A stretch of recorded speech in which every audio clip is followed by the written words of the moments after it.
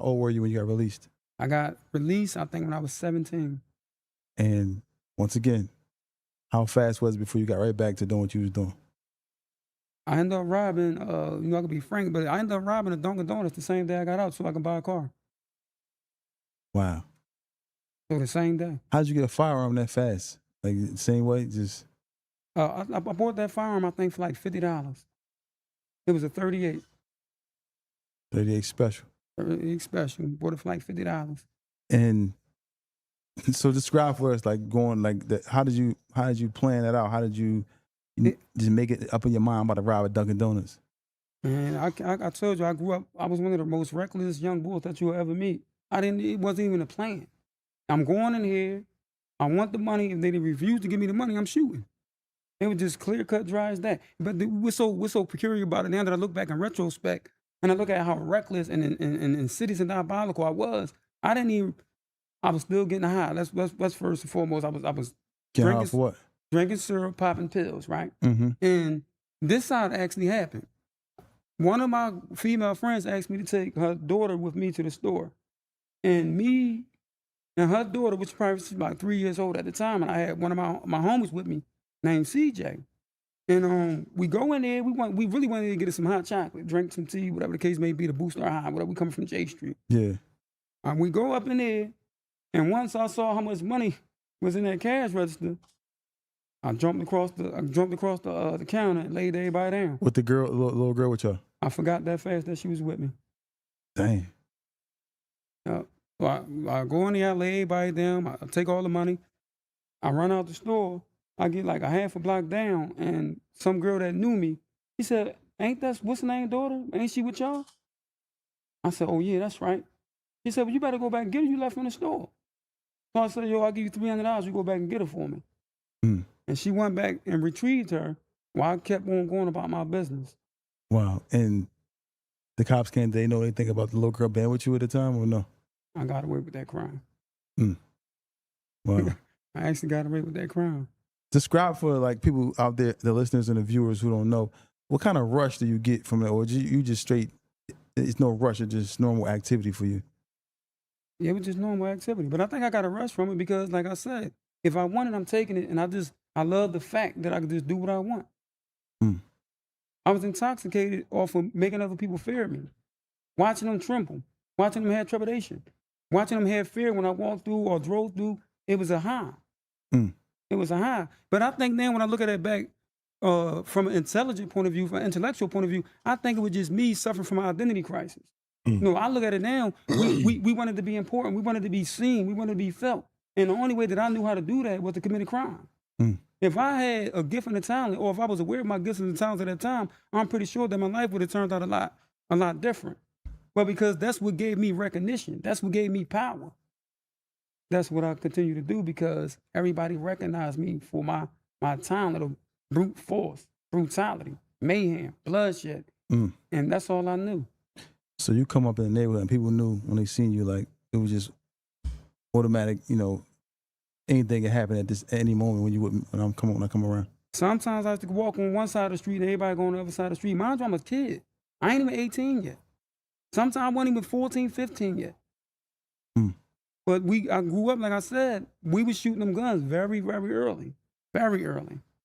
And this is why I can identify with the wayward youth today. The people that's what we call to be the demons and the savages. Well, I was a savage. I was a demon because anybody who's a demon and savage is a person who lost their cultural identity, their political identity, their sense of self, their sense of purpose, their self-worth. That was me. Mm. That's why I can really identify with them. I identify with them 110%. Wow. Wow. So you get away with that situation in the Dunkin Donuts. How was life after that? What was going on? I mean, I'm assuming it was the same old program. And what led you to the next arrest? What happened then? Well, the next arrest, we end up, like I said, man, it's like I didn't even know how to turn it off at this point. This is what I knew. I've done this every day. Anybody that know me or watch this segment, they say, that's him. He ain't lying. Mm. We robbed about 10, 20, 30 people a day. This is what I did religiously. Was this like hopping out of the car, walking down the street? Sometimes it's walking down the street, sometimes hopping out of the car, sometimes it's robbing a supermarket, sometimes it's robbing a cash place, sometimes it's robbing a jewelry store, sometimes it was a crap game. I Mm. just did what I felt like doing when I felt like doing it. If you can talk about it, like how much money is that per day? Like normally, like doing something like that, how much was you making per day? Like living that type of lifestyle of robbing 10, 20 people a day. Well, you can network. I mean, depending if you got your squad with you, and it might be 4 or 5 of y'all. Y'all might network about 4 or 5,000 a day. But you got to remember, at this time, we adolescents. We 12, 13, 14 years old. We driving cars, wearing Rolexes, Mm. wearing Gators.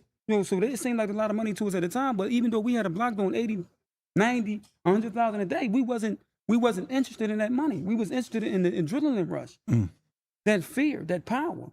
So did the people that was on the block making that type of money, what did they fear that y'all would do something to them? I'm pretty sure they did. Definitely. Our squad was a vicious squad. We was a vicious squad. At that time, and in those days, we was called the lowlifes.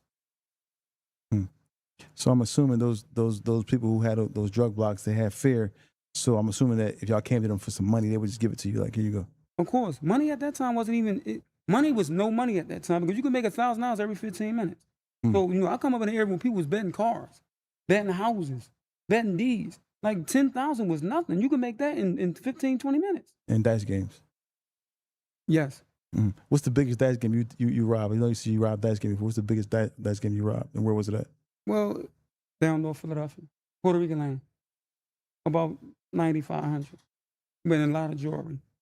What happened that day? You was there gambling and decided just. I never gambled a day in my life. I just, I just jump out on anybody's strip, whether it was 7th and Pike, whether it was 8th and Cayuga, whether it was Waterloo Street. We knew all the major strips, J Street, everybody who had a block doing 80, 90,000 a day, we knew where they were at. Even at 10, 11, 12, 13, 14 years old. Mm. Mm. And describe for me, you can, like, because a lot of people understand that, people get robbed and stuff like that. What happens, like if you robbing somebody, what are you looking for? What is an all tell sign that they scared they scared to death? I ain't care if they wasn't scared. I would just look at you, if you wasn't scared, you crazy. Because I'm going to shoot you. Mm. I'm going to shoot. I done shot over 20 people in my lifetime. I'm going to shoot you. Mm. I didn't have no fear. I didn't have no humanity. My humanity was lost. I had no sense of cultural awareness. I had no identity whatsoever, man, outside of criminality. Wow. I didn't even love myself, so I didn't care about nothing and no one else. And the people that was around me facilitated those emotional feelings because they had those same kind of feelings. Now, I think I was a little worse off because, I'm running and gunning. I had some dudes, maybe they just was robbery boys. Some people was pickpocket boys. Some boys was smashing and grab boys. I ain't had no lane. Mm. If I want to get up and shoot you, I'm going to shoot you today. I'm going to kidnap you tomorrow. I'm going to sell drugs the day after that. I'm going to carjack somebody 3 days after that. I ain't have no lane. And that's what made me unpredictable. So what goes into what makes you determine that I'm gonna shoot somebody? Like if you were in the middle of robbery, what happens to me? I'll make you want to shoot them. Because I don't know, man. Like this was so crazy, right? And this was almost what made it hard for me to make parole. Because I was unable to really process emotionally, psychologically, and intelligently, why did I do the things that I did? Besides the look that I got from popping them, making them fear me. It was an adrenaline, it was a high. Mm. So you didn't have to move. You know how they say, well, he moved wrong. You didn't even have to move wrong. Well, I felt like, man, I'm going to shoot you because I know I'm going to get away. That's why I did it, because I know I'm going to get away with it. Mm. What are some of the reactions of some of these victims who were shot? Like, what are some of the reactions that you can remember for someone who got shot, or the most, I'll say the reaction that you remember the most? Them begging and pleading to me not to kill them. They're screaming for their life. Just take it. But it wasn't about me wanting what you have. I just want your life. If that's what I feel like doing. Mm. So that you just gave you power. Like, I'm like. It was a sickness, man. When I look at it now from an adult point of view, and looking at it from, in retrospect, man, I was sick. You know what I mean? That's why I know that criminality is a sickness. Just like drug, they say it's a sickness. Mm. It's a disease, and it's illness, it's neurosis of the mind. I truly concur with that because I was sick. I was sick, man. Mm. I was sick, and Of course, the residue was still there because the bulk of my life was spent in jail. And when I was there, anybody that knew me from there know that, man, you know, he ain't gonna be here long. I go into a jail, they say, man, he ain't gonna be here long. 6 months, 3 months, 5 months. I'm cracking somebody in the head, I'm stabbing somebody, I'm on to the next. And it's the same kind of behavior that I had on the streets. I didn't go to the jail and change and metamorph to somebody different because I didn't have a gun. I was angry. And I didn't really know how to deal with my emotions. I didn't really know how to psychologically process where my illness came from. Mm.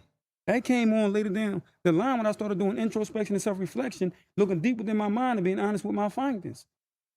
Wow. So let's go back to, you know, your